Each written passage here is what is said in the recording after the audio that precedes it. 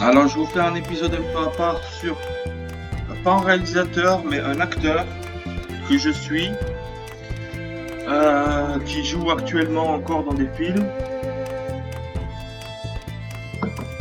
dont mon frère est également fan d'ailleurs, c'est Jake Gyllenhaal. Alors d'abord un mot sur Kafka, qui est le prochain sur la liste, de Steven Soderbergh. Alors Steven Soderbergh, je n'ai pas suivi sa filmo, c'est pareil, c'est la génération précédente, donc je suis pas très calé dessus. Je veux voir ce qu'il a fait d'autre à part Kafka. Oh, il a fait Sex Mensonges et vidéo, Schizopolis, Grey's Anatomy, Erin Brockovich, Ocean's 11, Solaris, Ocean's 12, Ocean's 13, Che, donc le film que je vous disais sur Che Guevara. Donc pas mal de trucs sympas à voir selon Dromat. Ouais, effectivement, c'est un cinéaste assez prolifique et qui a fait pas mal de trucs intéressants. Trafic aussi, oui, je l'ai vu, Trafic aussi. Mais je suis pas fanatique de lui. Je le mettrai pas dans mon top 10 réalisateurs, malgré qu'il soit reconnu comme un grand. Si vous dites à un fan de cinéma Steven Soderbergh, il y a de très grandes chances qu'ils connaissent. C'est juste Kafka que j'ai mis. Et encore, je suis pas sûr de le mettre parce que en réalité, on va rater la bande-annonce. Donc c'est un patchwork de tous les bouquins de Kafka, le château, le procès. Moi je suis fan de Kafka. Et donc il a pris tous ses livres et il a tout mélangé pour faire un film avec Jeremy Irons dans le rôle de Joseph K, donc l'avatar de Franz Kafka.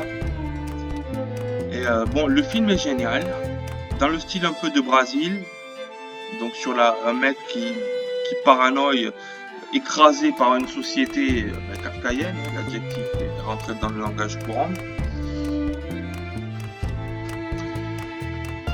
Et j'ai envie de dire, c'est vraiment Kafka qui fait le film, quoi.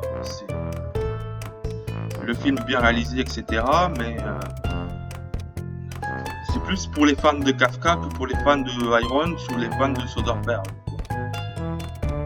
D'ailleurs, c'est le même gars que dans Brésil, je crois. Le mystérieux gars qui sait. Donc je vais pas parler éternellement de celui-là parce que c'est pas le sujet de la vidéo. Mais je vous le conseille, Kafka, si vous connaissez Kafka l'écrivain et que vous voulez voir le film, il est vraiment très très bien. Donc je voulais parler de Jake Gyllenhaal, en particulier Donnie Darko. Donc c'est avec ce film qu'on a découvert en famille Jake Gyllenhaal, qu'on ne connaissait pas encore.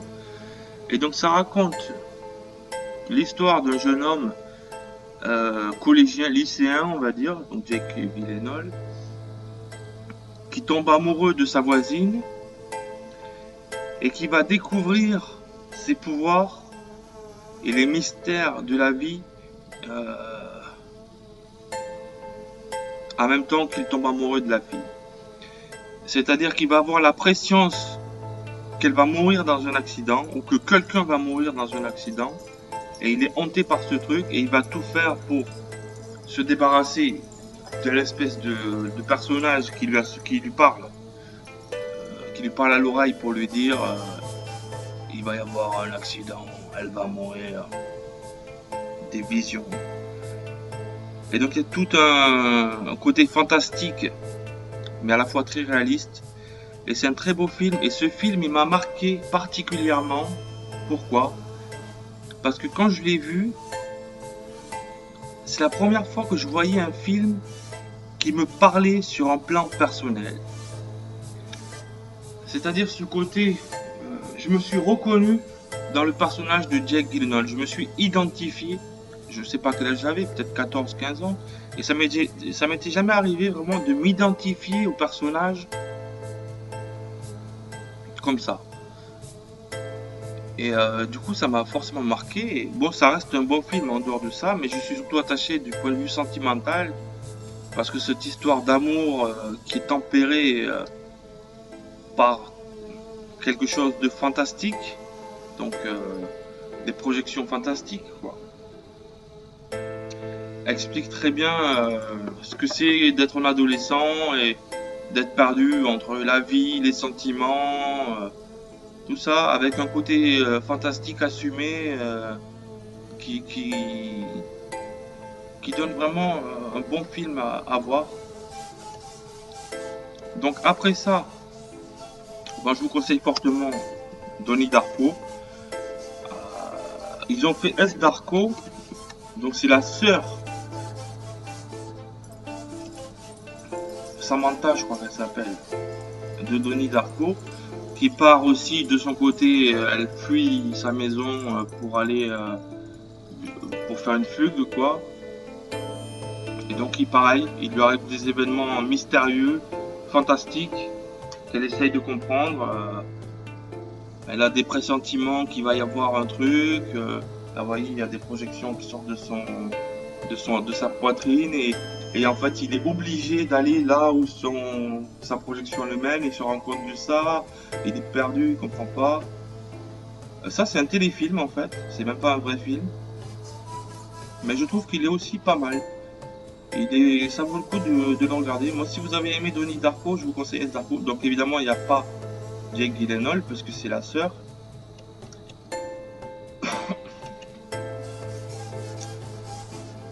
Donc on va regarder la filmo de Jake Gyllenhaal parce que, en parlant de sœur, oui, parce qu'il a aussi une sœur, Jake Gyllenhaal.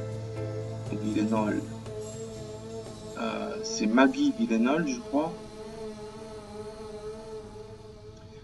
qui est très jolie, je l'aime bien, elle a un visage agréable et elle fait quelques films sympas, mais on va pas avoir le temps de regarder ça. Donc il a joué dans pas mal de films, c'était pas son premier du tout d'ailleurs, ça faisait déjà 10 ans qu'il faisait du cinéma, donc il a commencé gosse ou ado. Moi je l'ai également vu dans, alors il jouait dans Brokeback Mountain mais je l'ai pas vu. Moi je l'ai vu dans Jared, très bon film de guerre, sur la guerre pour le pétrole, réalisé par Sam Mendes. Si vous aimez les films de guerre, ce qui se passe en Irak, avec les Américains qui combattent des terroristes et tout ça, celui-là n'est pas trop de propagande, il est assez sur la guerre en elle-même, avec Jake Gyllenhaal. Moi je vous le conseille. Il a joué dans Prisoners et Enemy de Denis Villeneuve. Deux très bons films aussi. Enemy, je l'ai regardé il n'y a pas longtemps. Et dans les Frères Sisters. Il joue dans Spider-Man aussi. Donc c'est un acteur que je suis. Qu'est-ce que je peux dire? Attends, Prisoners. Il jouait dans Incendie aussi, je crois. Bon bref, toute cette bande quoi. Mais bon, Enemy est pas mal. Jared est pas mal. Moi, il m'a bien marqué, Jared, au niveau de la beauté des images, quoi. Mais Donnie Darko est vraiment culte, quoi.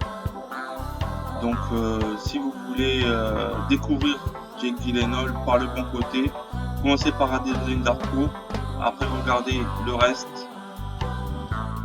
Et voilà, vous allez peut-être vous attacher au personnage, comme moi je me suis identifié à ce type quand j'ai vu le film. Et du coup, ça m'a marqué.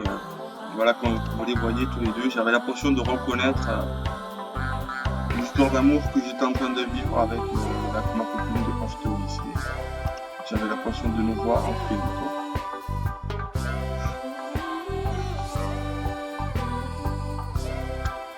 Voilà pour Jake Gyllenhaal, un acteur à suivre. Et je vais quand même vous montrer